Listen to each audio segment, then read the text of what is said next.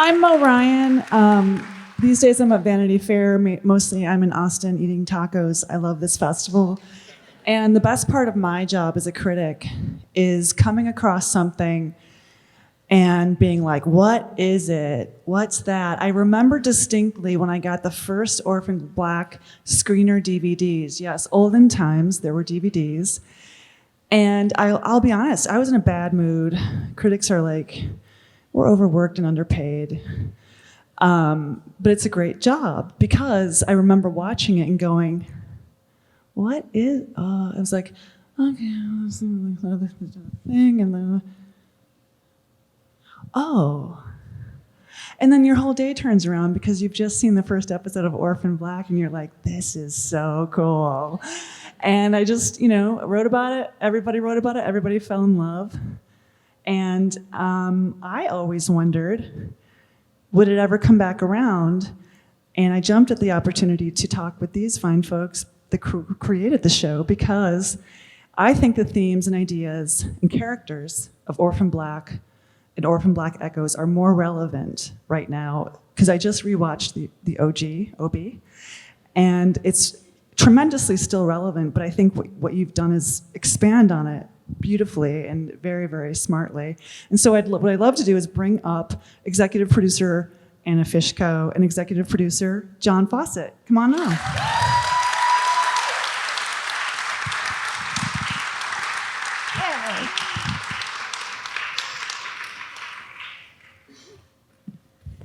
Hey. I just jump right in. Well, okay, so first of all, Anna, did you watch Orphan Black when it first aired? What's your history with the show? Yeah, I watched it when it first came out. My husband was actually a big fan of the show. He's a former philosophy professor, and he worked a lot on personal identity issues. So any TV show or movie that had any of those issues in it was like just clickbait for him. So he was watching it kind of constantly and obsessively, and so I started to watch it with him and get into it with him. Right. So John Fawcett, we've known each other a while. We have. We've been to a ton of cons together, and we've spent time talking about Orphan Black. One of my favorite memories of all time is the first panel Orphan Black did after that first season at San Diego Comic-Con. And to this day, I will tell you, the energy in that room could have powered New York City for a year. It was so joyous. It was so, what was your hope? What was the hope when you were doing this original show? Like, will anyone watch it? Like, did it, and then it blew up. What was that like? Yeah, that was, I think we were making a show that we just wanted to make a cool show. We weren't like trying to become stars. We weren't trying to become famous. We just wanted to make a cool show. And that's all we were really thinking about. I don't know that we were necessarily thinking that it was going to strike such a chord with audiences. And when we were airing, I believe season 1, we were still shooting as we were airing. And so we started by about episode 3, we started to see social media kind of starting to say incredible things about our show. And by the time we went to Comic-Con in July, it was a packed room, and it was like being with Tatiana was like being like it was like being in the Beatles. It was nuts. I was there. I was in that room. Some publicist who forever my hero just snuck me in. I stood at the back and I was like, maybe this is better than my wedding day, like not in a weird way, but like this, it was electric. The fans rushed the stage. Yeah. And we were like, we had security around us. It was kind of a whole thing. And it was crazy. An experience. Definitely traveling with this show, going to various cons and various award shows. I think we saw each other at the Peabody Awards as well. So. Well, I was going to say, it's not many shows, like the Peabodys is very fancy, and I used to be on the jury. And the reason I believe in everyone should get recognition in awards if they've done good work. But part of the reason I think Orphan Black's so unique is how many shows bridge that Comic-Con get like in the Peabody very fancy prestigious award. Like that was one of the few shows that immediately out of the gate did that. So I wanted to talk to both of you about reviving Orphan Black, doing Orphan Black Echoes. And you can just jump in as need be, but like, how did it come about and why now? Well, I think there was always a strong desire to create another show or to create a spinoff, and that's where Anna comes in. And so, I don't know, Anna, tell us. Well, so Tom, but were there like, I agree with, like, the world was so rich that I always thought, there's some shows where you're like, I don't know if I see it, but with Orphan Black, there were so many ways to go. Were there like, over the past decade, lots of pitches that you heard, or, you know, what was the process of that? Well, I don't know, but you know, I guess between us, I really wanted to see a Donnie and Art cop show, like spinoff, where they like live together and solve crimes and stuff like that. But you know, this one's pretty good too. I will personally fund that out of my pocket. Yeah. I had, like, you know, somebody came and said they're looking for ideas on how to reboot this show, and they don't want to do exactly the same thing again, because obviously Tatiana did that so spectacularly, it would be hard to follow that, and then obviously it's technically challenging to do it that way. So they wanted not sort of the same actor playing multiple versions of themselves specifically. So that kind of helped, and then I actually had conversations with my husband, who was thinking a lot about these kinds of issues, and so this idea kind of came out of those conversations about printouts and using the sort of high resolution scans to create multiple versions at different ages, but of the same woman. And so you got all of these similar kind of issues about personal identity, but a lot of interesting kind of opportunities to ask what your younger self would say to your older self, et cetera, which is fun.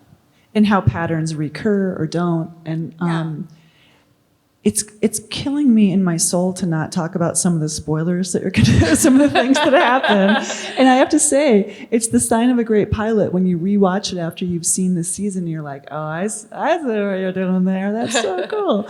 But John, just to touch on what Anna said, we all read and reported a lot at the time about just the way that you shot, you know, Tatiana not just embodying all those characters so fully, but you had to do a lot of very technical shooting. Like, I mean, was part of it like, was that the fun part for you, or you didn't want to do that again? Obviously, you don't want to repeat yourself, but was part of this new season like, I can't go through that again? Like, was a part of it too hard, or just, I don't know? You mean starting this new show? Well, no, just the actual production.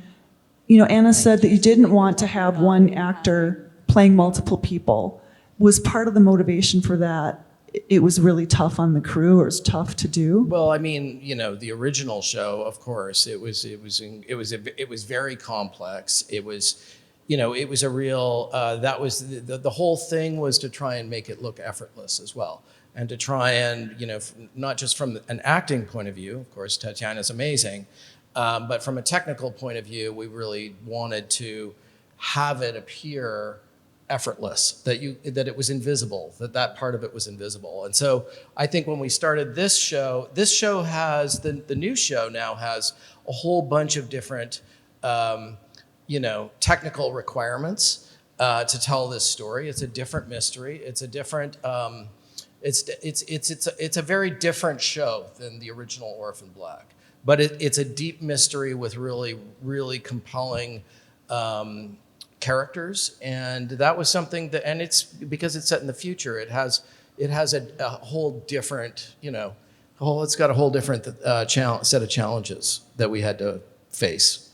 Well, I do think that, again, being vague and non-spoilery, I think that what's so deep to me about touching on Orphan Black original, but expanding on it, is this idea of identity and memory. You know, we even see that, like, if you can't remember things, who are you then? And also, the passage of time changes people. So how, like, I think the genius of this new show is how you marry that to still, you've got the thriller elements, the character and relationship and found family elements.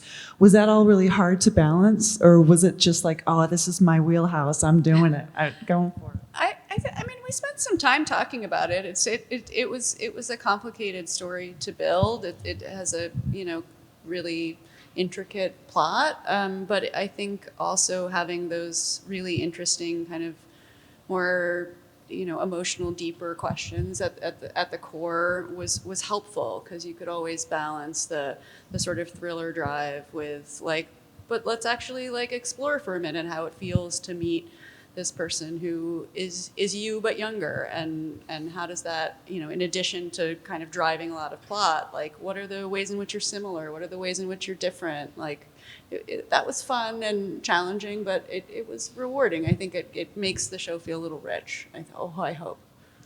Yeah, I mean, it did bring back those Orphan Black feels of, I'm emotionally feeling things, but also, who am I really though? Mm-hmm. Because circumstance and context are so important about the choice. That's what the choices that we make are informed by this human being right here now.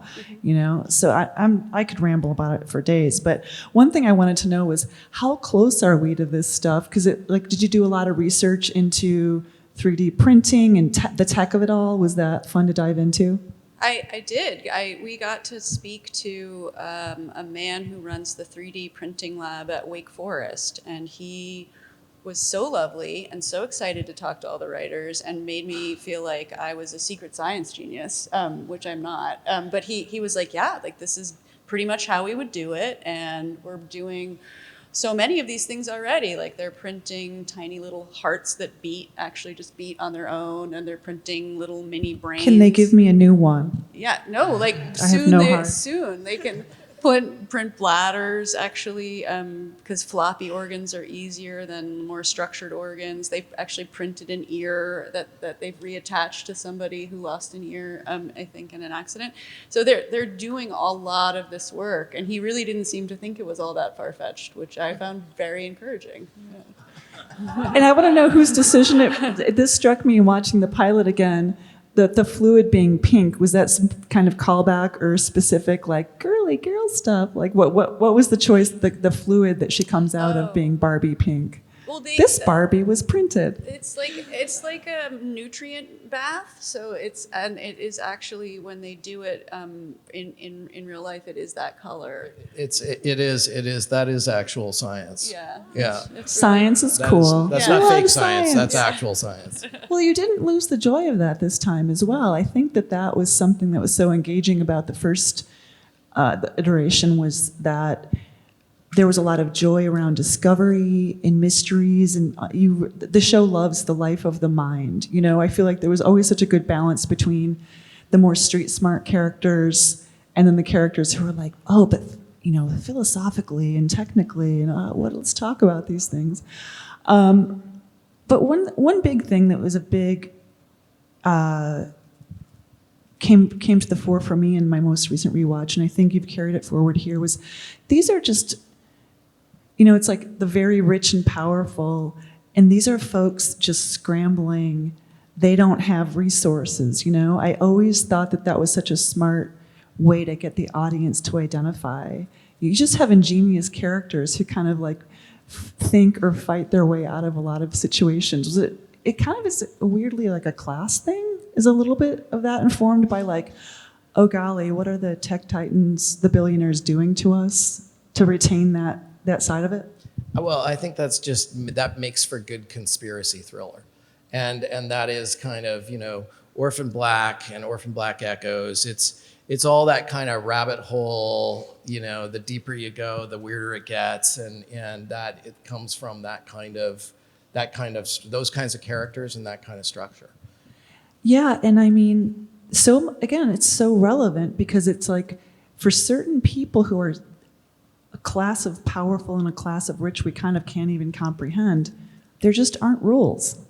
Yeah, I was pretty interested in that too.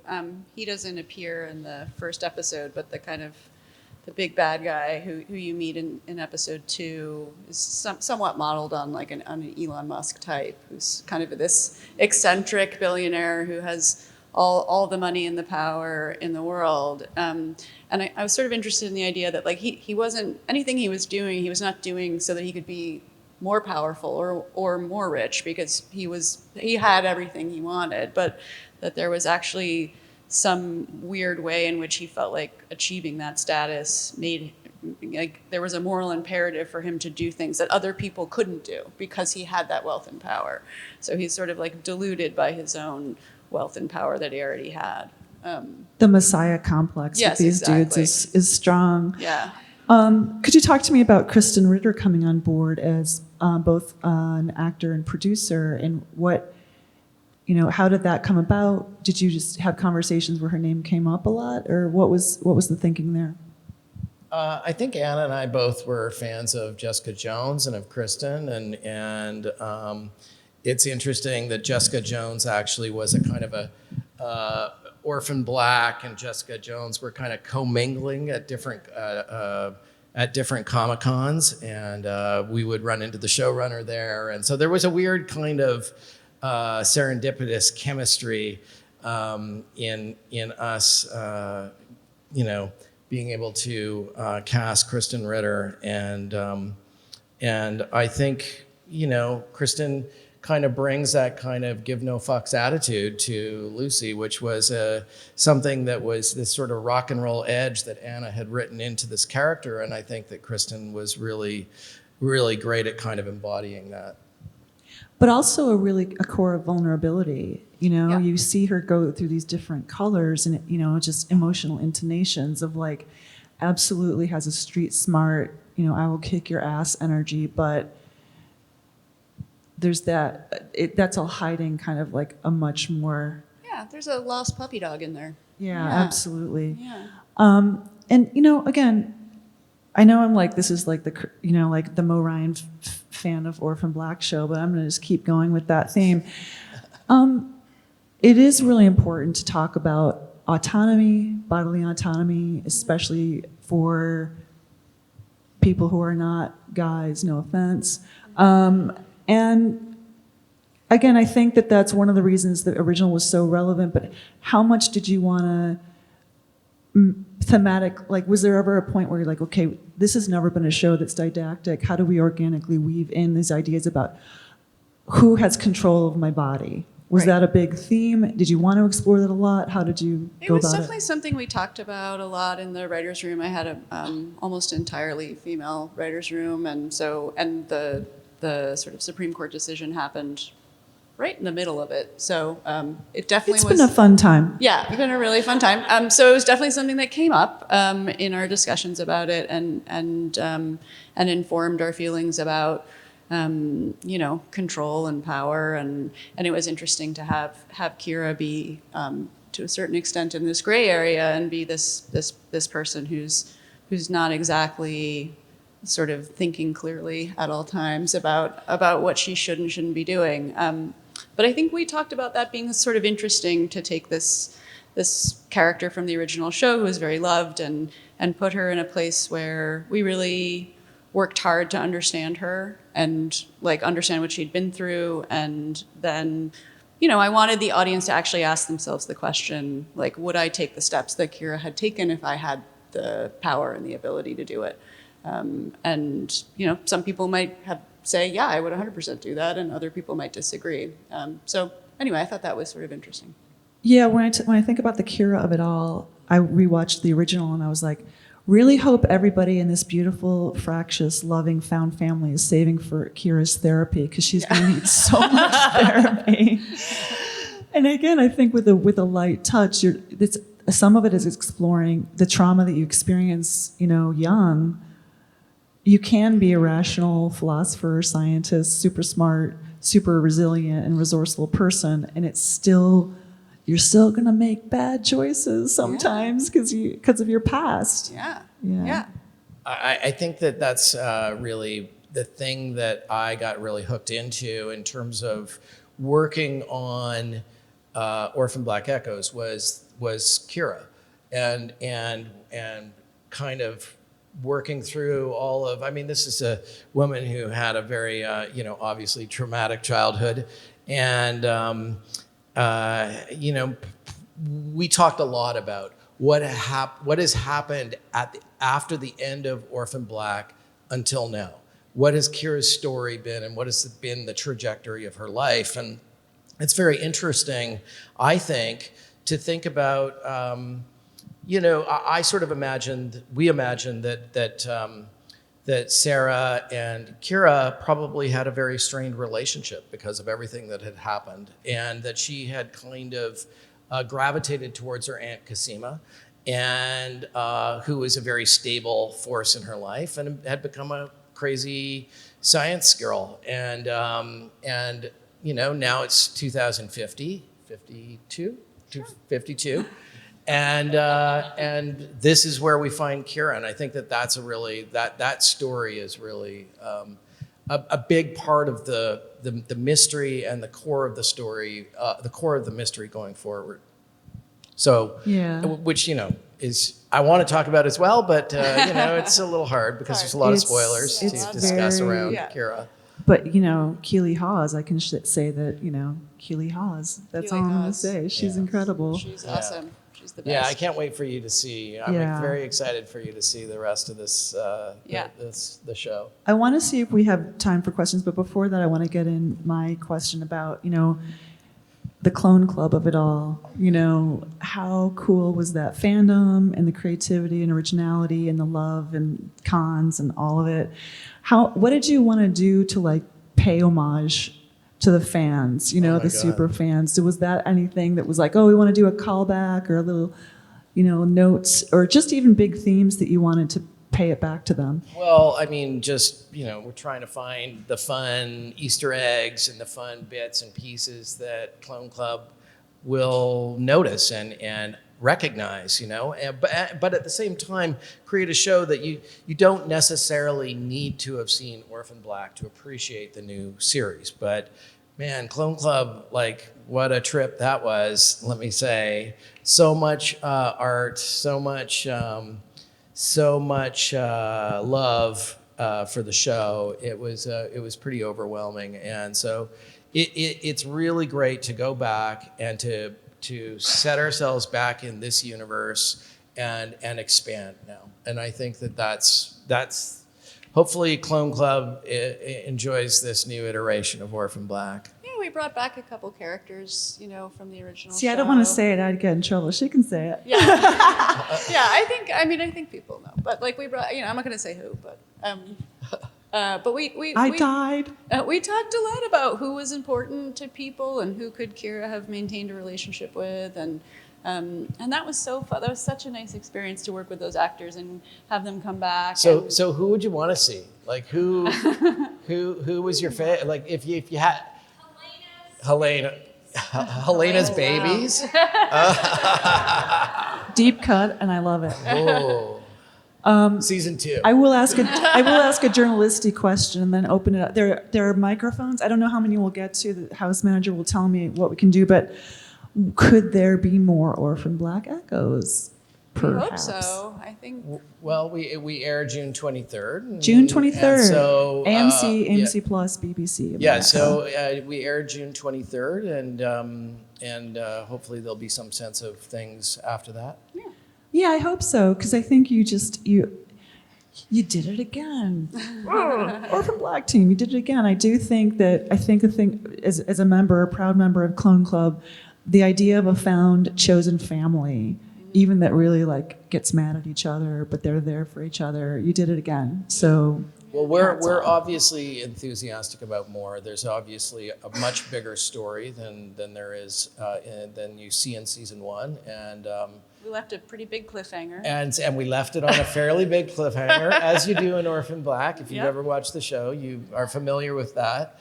There is a much bigger story that we're hoping that the audience will get to see in the coming years. Yeah. Got a question over here? I do. Hey. Hello. So my question is in terms of having the idea for Orphan Black Echoes, what came first?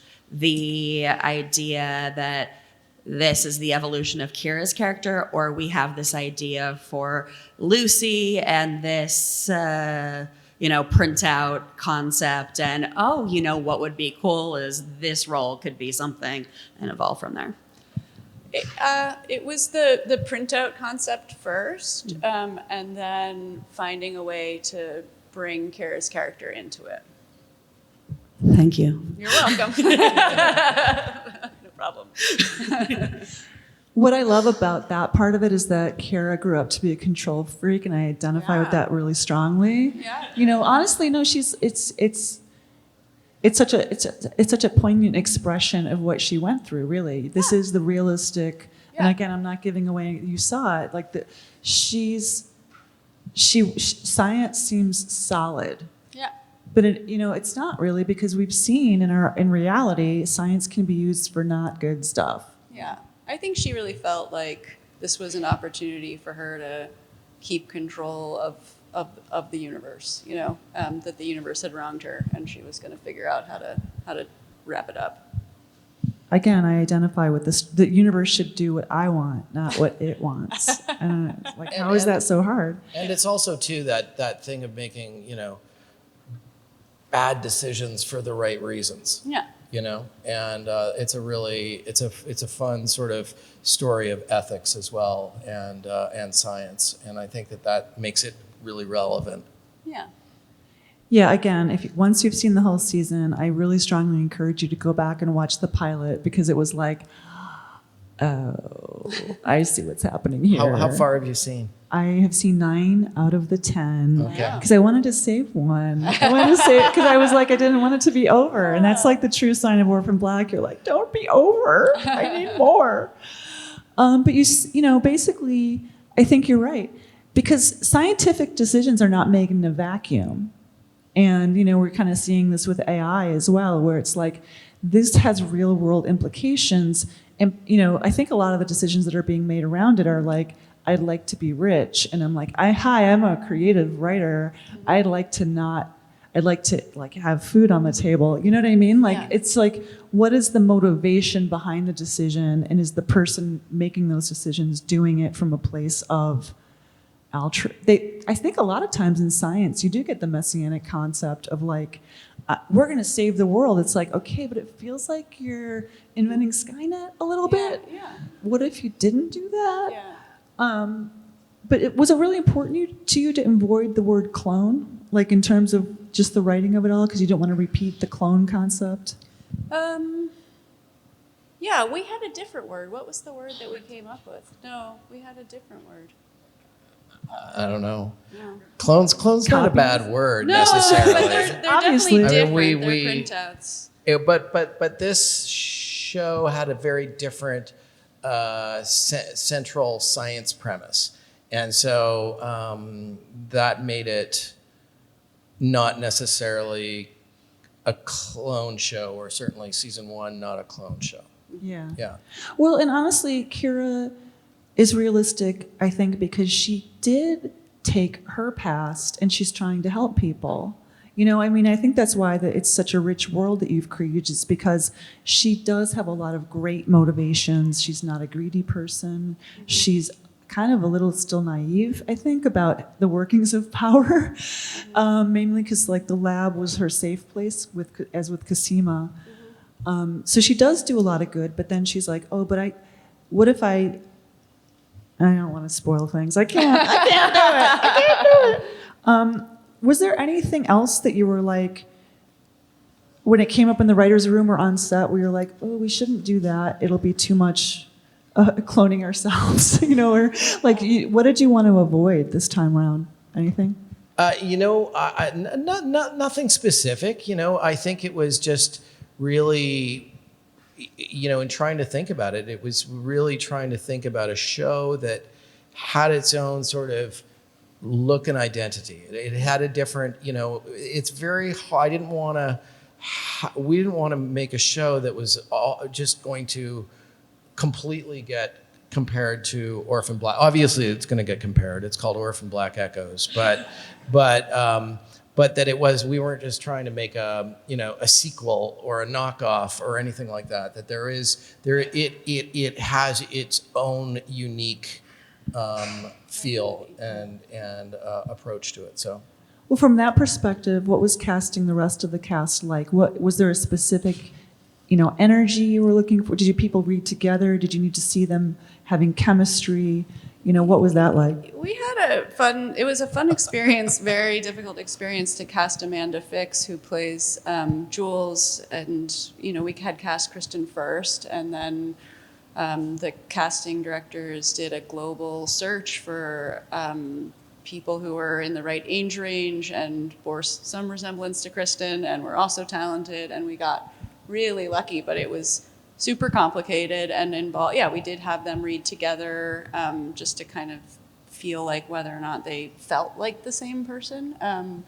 And then I actually developed some sort of weird face blindness at the end of that process because I had looked at so many pictures of people who looked like Kristen in some way or another that I stopped being able to tell who looked more. I went through a phase where I thought no one looked like Kristen. No one does look like Kristen. No, I know.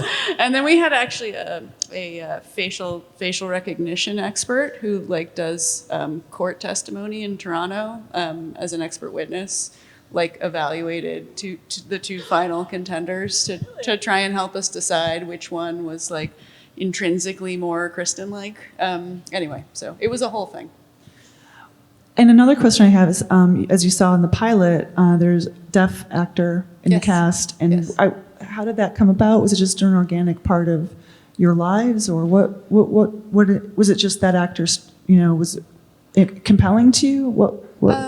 How did that come about? I had written on a show called The Society where we had a deaf cast member, and I had felt like it was actually a really nice way to have representation on the show, and also was so the relationships that you can develop with somebody in order to communicate with them. That felt really nice to me. That Lucy, we would understand Lucy's connection to and devotion to Charlie through her ability to have learned sign language in order to communicate with her. And so that was sort of just an important piece of the storytelling, I think, for me. And then we did get so lucky with Zariella. It was her first time on set. It was her first TV show, and she was so sweet and lovely, and everybody really rallied around. I think that both the cast and the crew to be sort of supportive of that experience for her. And I never would have known that.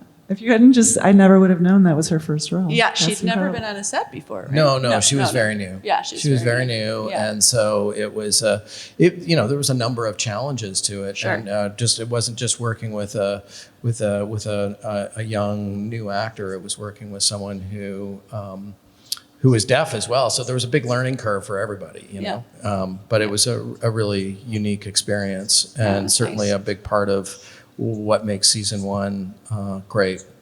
Absolutely. I think there's someone over some here. questions. I'm so sorry. Go for it. Hi, this is a question that ties back to the original series. I feel like I often explain it. The original series, the writing was it felt very episode to episode without a long-term plan in the beginning. And then suddenly we got this announcement, and it was hey, we're going to end this in 4 seasons. We really need an ending point. Otherwise, this is going to get too crazy. And from that moment on, I felt like the story really came together. So when planning on this, did y'all have an ideal season pitch? Do y'all have an end point, or are you planning on making it more open-ended? Am I just winging it? You can. No, I mean, the good news about this season is I had a very clear endpoint that we were working to from the very beginning. And it was in the original season pitch out that I did for the network, and it stuck. It stayed the whole way. So it's still the end of the 10th episode. Was it one of those deals where you had to do a multi-season pitch or kind of an outline for what might happen in future to the network or studios? There's a bit of that at an earlier stage. This was actually just a pretty detailed pitch out of just what happens in the first season. And so that was good. And then going forward, I have some thoughts about what happens, but I don't have an end to season 4 yet. I'll work on that. I hear your anxiety about that. I have that anxiety too. I don't want anyone to be worried. Everyone would always say that to Graham and I, and like, it's true. We did not have a plan at the beginning, but that was part of the joy. When we started Orphan Black, it started off as a feature film. And the reason why we stopped developing it as a feature film is because we couldn't figure out how to end it. And we just like could not.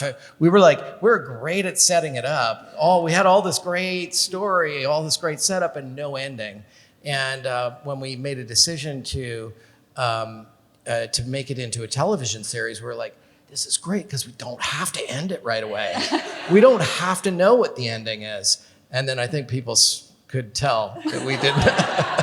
Do they know? And then we had to lie our face off in front and go, well, of course we know how it ends. Thank you both for this new foray into this world we love. Thank you both for being here, and thank you to all of you Yeah, I for hope you guys coming. really enjoy the series.